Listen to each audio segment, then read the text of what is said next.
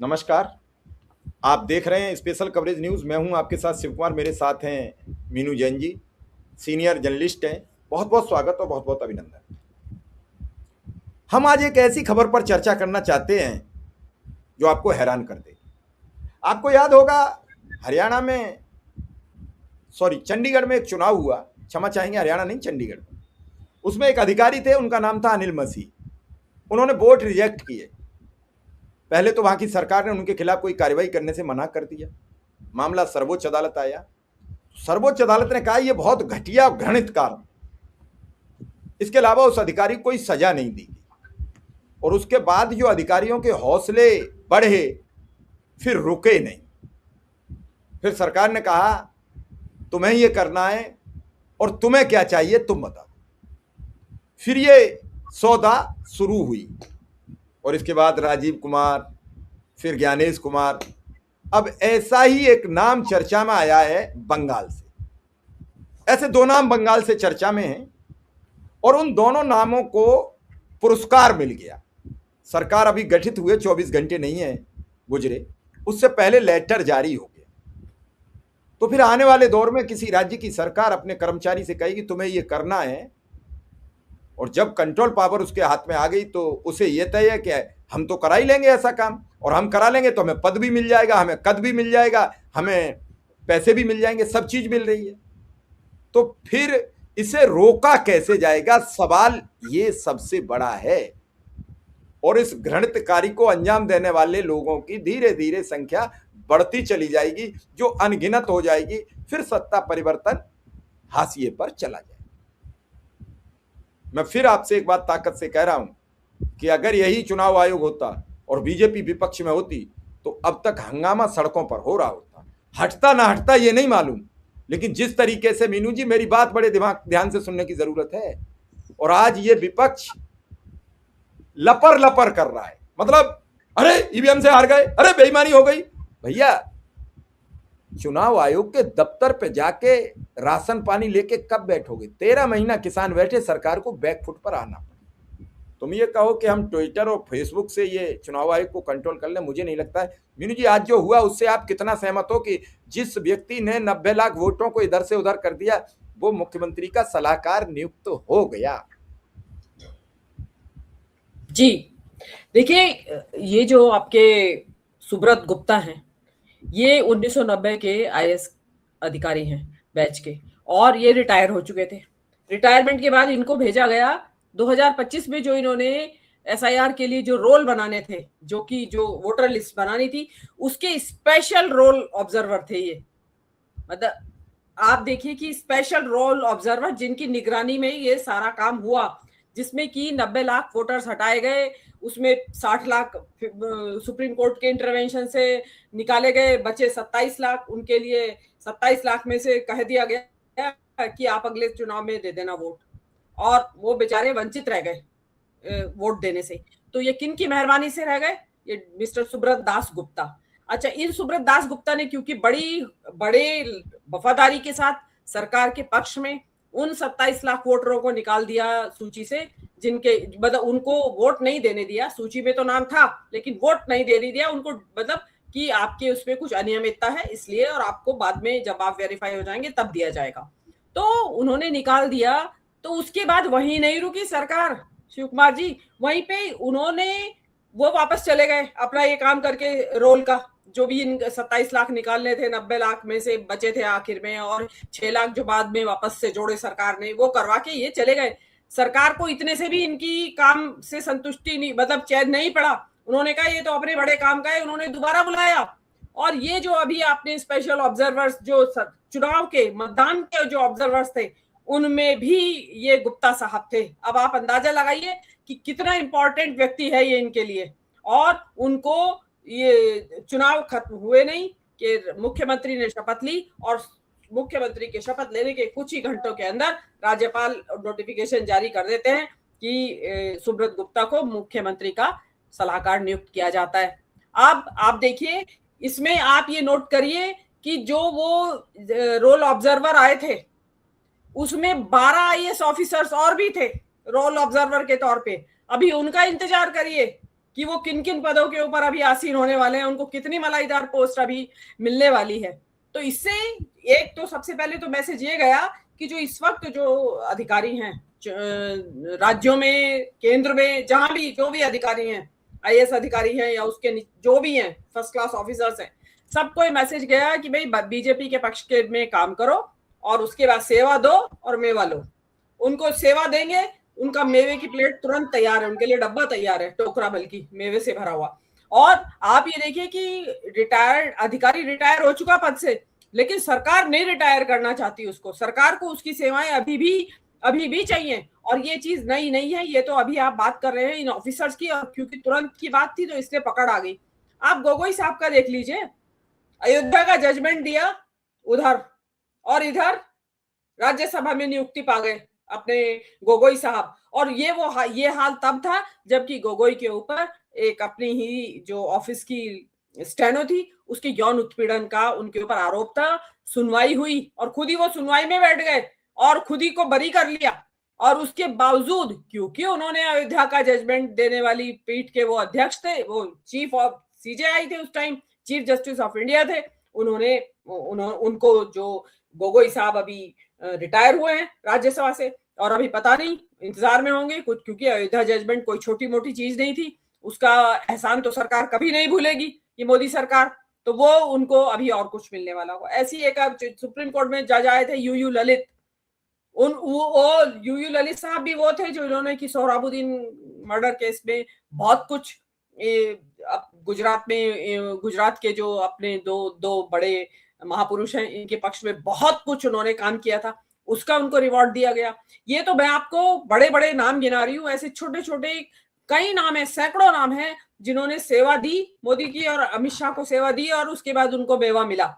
ये अब आप मुझे एक चीज बताइए कि ये जो व्यक्ति हैं, जो ये सुब्रत गुप्ता हैं, वो जो अब आए हैं यहाँ पे मुख्यमंत्री के सलाहकार बनके, और उन्होंने इतना अनैतिक काम किया कि कुछ समुदाय विशेष के लोगों को पहले तो सूची से ही निकाल दिया, 90 लाख की सूची बनाई थी, उसके बाद उसमें कुछ संशोधन हुआ तो बचे 27 लाख।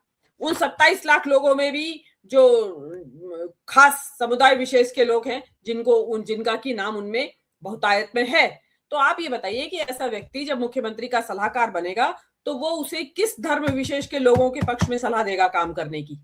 आप ये इससे एक सीधा सीधा कनेक्शन जुड़ता है और एक सीधा सवाल पैदा होता है, और इस बात को चर्चा में लाने का मकसद ही यही है कि जो व्यक्ति इतना पक्षपात पूर्ण रवैया है जिसका, कि जिसने मतलब बंद आंख करके और नाम देखा और वोट काट दिया, नाम देखा और वोट काट दिया, क्योंकि नाम से आजकल तो जात पहचानी नाम से आजकल धर्म पहचाना जाने लगा है। तो उन्होंने जिस व्यक्ति ने नाम देख के वोटर लिस्ट से उनका नाम काट दिया है, तो वो आगे किस तरह की पॉलिसीज बनाने की सलाह मिस्टर शुवेंदु अधिकारी को देगा?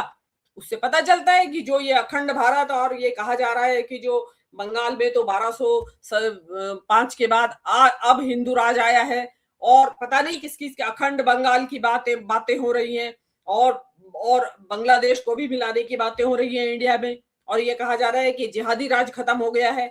तो अब आप बताइए, जिहादी राज को खत्म करने के लिए ये किस किस तरीके की सलाह देंगे? इसका मतलब इनकी जो सलाह मशवरा थी वोटर लिस्ट की सफाई करने में, वो सरकार को इतनी कारगर और इतनी मुफीद नजर आई कि उनको लगा कि ये आदमी तो हमें यहाँ पे जिहादी राज से, सो कॉल्ड जिहादी राज से लड़ने में बड़ा ही सहायक साबित हो सकता है। और इसलिए सुब्रत गुप्ता वहां पे मुख्यमंत्री के सलाहकार नियुक्त कर दिए गए हैं। अब आप इसमें देखिए, मुख्यमंत्री खुद कह रहे हैं, जो अब बने हैं मुख्यमंत्री, वो जब चुनाव प्रचार कर रहे थे वो कह रहे थे गाजा पट्टी में बदल देंगे मुसलमानों के इलाकों को। तो आप बताइए कि ये जो सलाहकार साहब गए हैं, जिन्होंने कि उनके नाम वोटर लिस्ट में से निकाले हैं, वो गाजा पट्टी में तब्दील करने की कैसी कैसी सलाहें मुख्यमंत्री को देंगे? अब उनके पास किस किस तरह की सलाहें होंगी, और उनकी इसी काबिलियत के लिए उनको यहाँ पे इस पद किया है, पदासीन किया है। अरे सरकार हफ्ते 10 दिन का तो इंतजार कर लेती, अभी कहीं भागी नहीं जा रही थी मुख्यमंत्री के प्रमुख सलाहकार की पोस्ट। लेकिन ये सरकार जो टारगेट पे है, इनके जो निशाने पे है जो समुदाय, उनको सीधे संदेश देना चाहती है कि ये व्यक्ति आ गया है। और आपने देखा शुवेंदु अधिकारी तो भगवा पहन के आए हैं, एक दो भगवाधारी बैठे हुए थे इस टाइम स्टेज के ऊपर सुबह शपथ ग्रहण में, एक तो योगी जी, दूसरे अब योगी जी के प्रतिकृति आई है, अब एक और डुप्लीकेट जो है रेप्लिका आए हैं सुवेंदु अधिकारी। और मुझे लगता है कि सुवेंदु अधिकारी इसी भगवा वस्त्र में अपने आप को रखेंगे, भगवा कुर्ता ही पहनेंगे सुवेंदु अधिकारी, क्योंकि मुकाबला है योगी से, मुकाबला है हेमंत बिस्व शर्मा से, तो उसमें मैं सबसे बड़ा योगी, मैं सबसे बड़ा भगवाधारी, इसकी होड़ लगेगी अब। क्योंकि आज जो संदेश सुवेंदु अधिकारी ने दिया है और जो उसके साथ साथ जो ये ऑफिसर आए हैं, और अभी ध्यान दीजिएगा, अभी वो 12 ऑफिसर जिन्होंने ये वोटर लिस्ट बनाने में पूरा सहयोग दिया है, उनको भी इंतजार करिए कि वो बहुत जल्दी इन्हीं इस सरकार के महत्वपूर्ण पदों पे आसीन होंगे। आप अंदाज लगाइए कि जो आईएएस जी, चर्चा तो ये भी है कि जो साथी मनोज अग्रवाल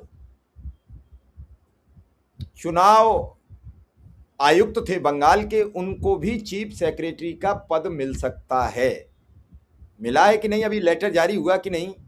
अगर ये सब चलेगा तो फिर अधिकारियों की जो मंशा है, भाई कौन नहीं चाहता है हमें प्रमोशन मिले, कौन नहीं चाहता है हमें काम मिले, कौन नहीं चाहता है हमें इनाम मिले, कौन नहीं चाहता है हमारा नाम हो, तो फिर सब खुला खेल फरक्काबादी हो गया।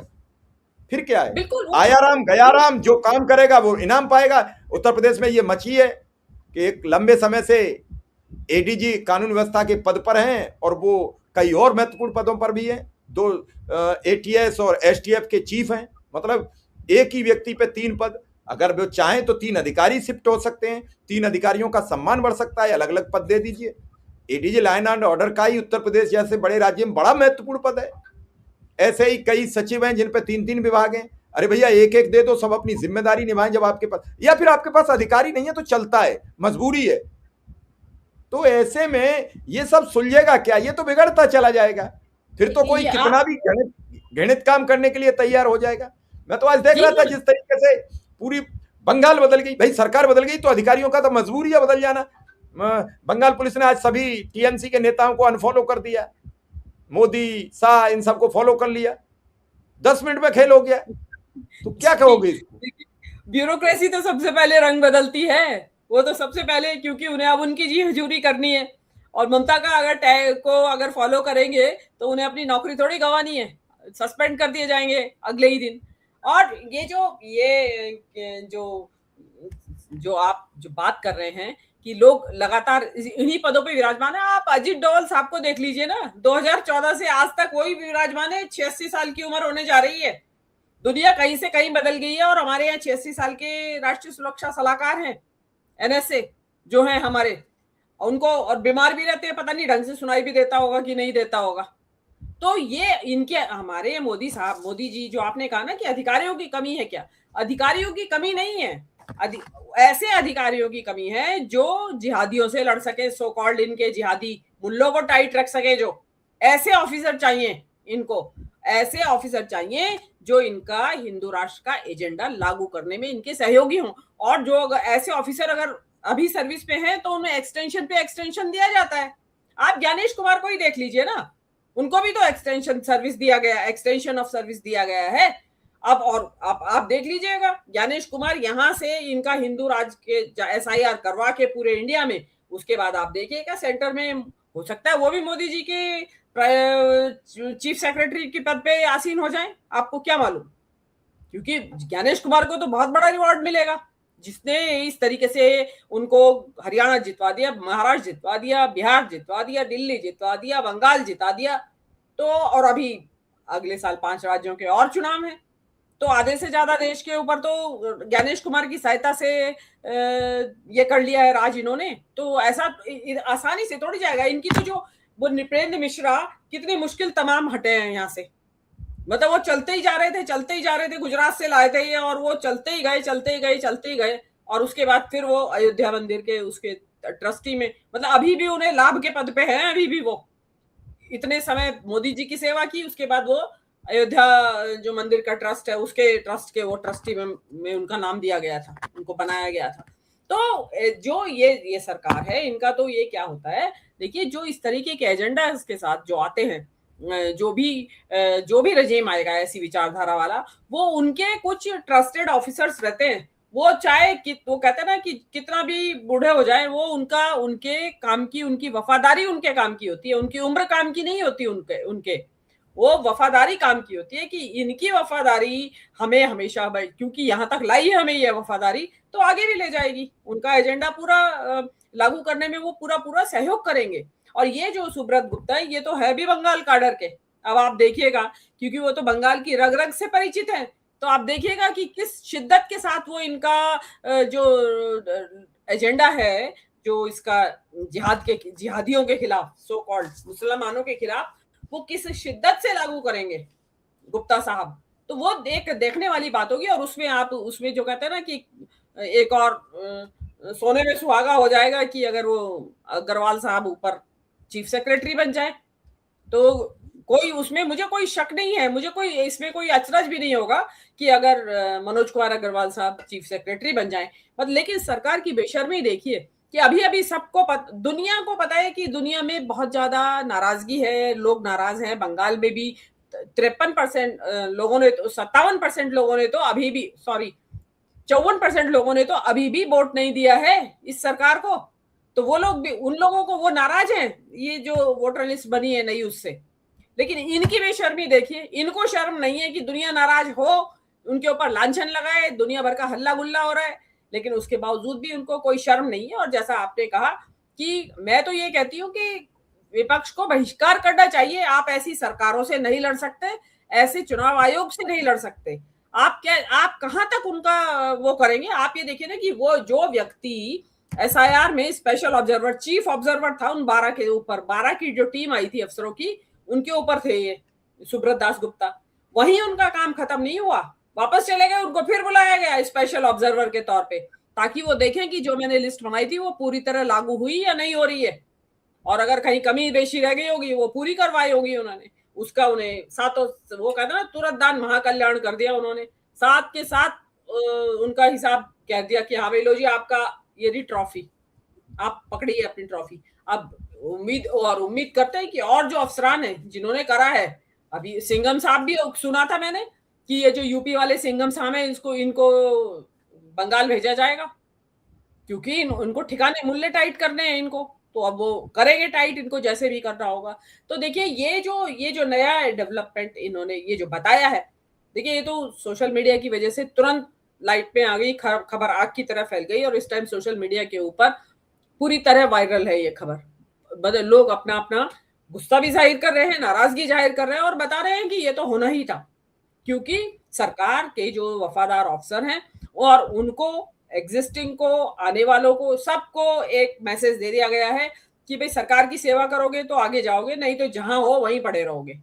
हो सकता है आपको और भी पीछे होता है ना, पनिशमेंट पोस्टिंग, सरकार का साथ नहीं दोगे, सरकार के एजेंडा का साथ नहीं दोगे तो पीछे धकेले जाओगे। साथ दोगे तो आप देखिए रिटायरमेंट के बाद भी आपको मेवा मिलता रहेगा, जैसा कि आपके गुप्ता साहब को मिला है। ये तो गुप्ता साहब एक हैं, बहुत लंबी लिस्ट है ऐसे अफसरों की जिनको कि मोदी जी, अमित शाह जी की सेवा के बदले में मेवा दिया गया है। जी चलिए, आपने अब तत्काल ये बात बताई और दर्शकों तक ये पहुंचे, यही हमारी प्राथमिकता रहती है कि आखिर 90 लाख वोटों को रोकने वाले अधिकारी को शपथ ग्रहण के तुरंत बाद सीएम शुभेंदु अधिकारी ने इनाम दे दिया।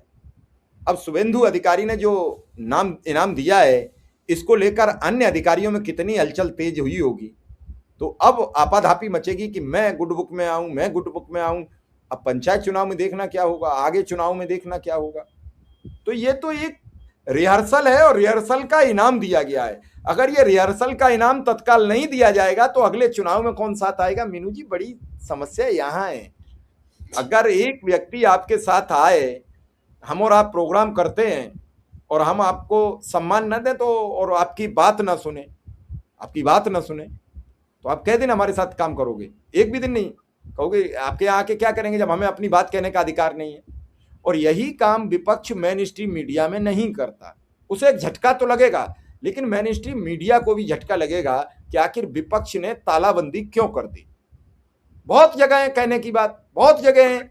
अब जो लोग सही कहते हैं वहां इनके राष्ट्रीय प्रवक्ता जाने के लिए अपमानित महसूस करते हैं, और वहां भी इन्हें कोई नहीं सुनता, ना वहां कोई देखता। इनके वीडियो छोटी छोटी क्लिपें काटकर वायरल की जाती हैं।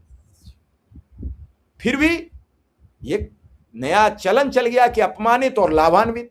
तो लाभान्वित होने वाले व्यक्ति को जब लाभ मिल जाएगा तो अगला व्यक्ति पहली कतार में। आपने देखा है कि सरकारी अस्पतालों में लंबी लाइन है, क्योंकि वहां पैसे नहीं लगते, इलाज फ्री हो जाता है। रेलवे लाइन पर लंबी लाइन है, लेकिन हवाई अड्डे पे लाइन उन्हीं लोगों की है जो उस कैडर के हैं। अलग अलग है सबका। तो जहां फ्री में लाभ मिल रहा है, काम करके लाभ मिल रहा है, तो वहां क्यों नहीं जाएंगे। अनिल मसीह को उस समय सजा हो गई होती तो आज कोई नहीं अलग हटके काम करने जाता। लोगों को डर लगता कोई सुप्रीम कोर्ट चला गया तो हमारा जॉब चला जाएगा, हमारी इंक्रीजमेंट चले जाएंगे, हमें बर्खास्त किया जा सकता है। लोग डरते।